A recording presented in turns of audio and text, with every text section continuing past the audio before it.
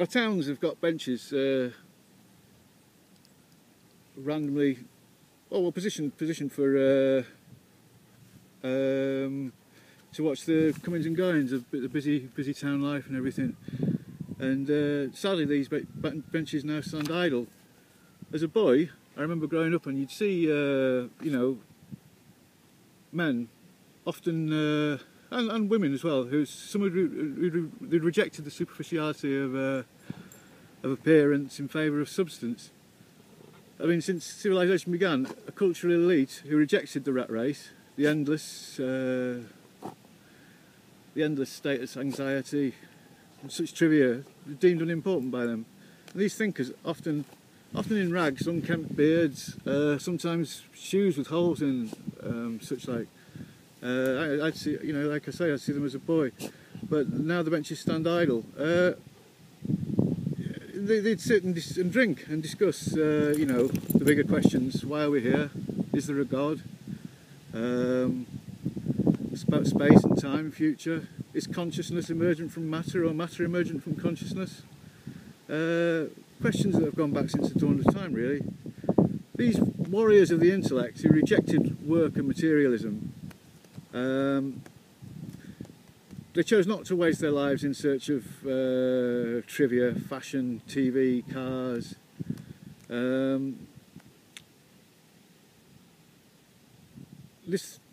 It's this green option, really, not to buy into the, not to aspire to wealth and cars and jewels, but to pursue the questions of the heart of our very existence, and to alter their consciousness through alcohol in pursuit of wisdom. The lineage historically follows a clear line through, well, back to ancient Greece, really. Socrates not only rejected work in favour of street drinking and discussing philosophy, but he couldn't even be asked writing it down. Plato got some of it down for him, mine.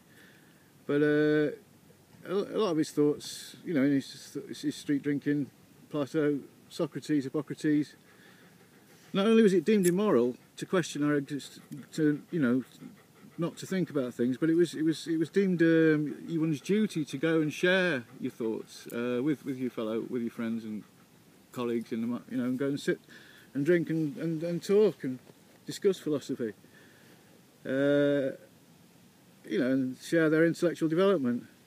I mean, Christ as well, he abandoned his woodworking business to discuss moral philosophy with the homeless and with prostitutes. And he'd not only provide the good patter, but he'd also conjure up free wine for them all as well, which was obviously, you know, you can see quite how easily it was for him to get his 12 epistles to, you know, I mean, good patter, free bread and wine, street drinking, it's not a bad thing. It's had its enemies, though, of course, by those who are in pursuit of materialism and wealth, and money, and pursuit of power. They're so terrified of those who chose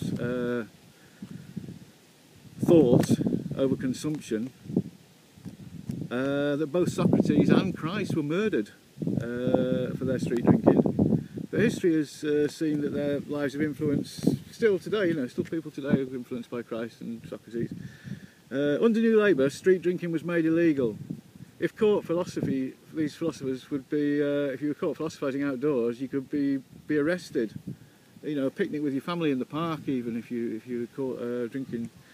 You know, and in place of this, they savagely increased the price of alcohol through taxation, and encouraged 24-hour licensing laws, which drove the street philosopher underground. The street drinker and instead of a bench full of peaceful discussion, alcohol was now to be drunk in single sessions, single weekly sessions, binge drinking. Girls dressed only in their underwear normally staggered about drunkenly and rolling around in their own vomit in the town centres, and men, rather than encouraged to talk and think, they became violent, were into fighting, and that was the changes that took place. And our benches stand idle now, and children growing up must question what they were for, even what this part of the cultural history, these odd bits of street furniture, because the mobile phone has seen the phone box become a sort of a bit of an anachronism, a rarity. Letterboxes, even as the email vanquished the art of writing and the craft of penwork, have died, really. Leaving these objects behind, the postbox. Yet quietly a renaissance is taking place. This is the good bit I'd like to talk about. The East European workers who've come here to try and boost our economy and to make themselves a few quid as well. Polish men in small clusters can be found in I mean, often not so much in the streets, but in quiet corners in graveyards and small clusters behind industrial units or little corners discussing philosophy and Duke, come here, Duke, shut up.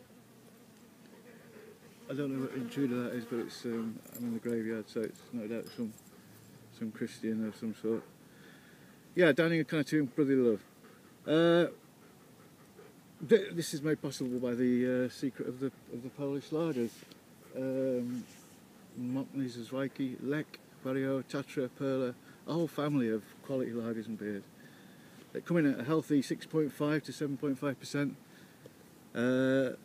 and the jewel in the cultural crown.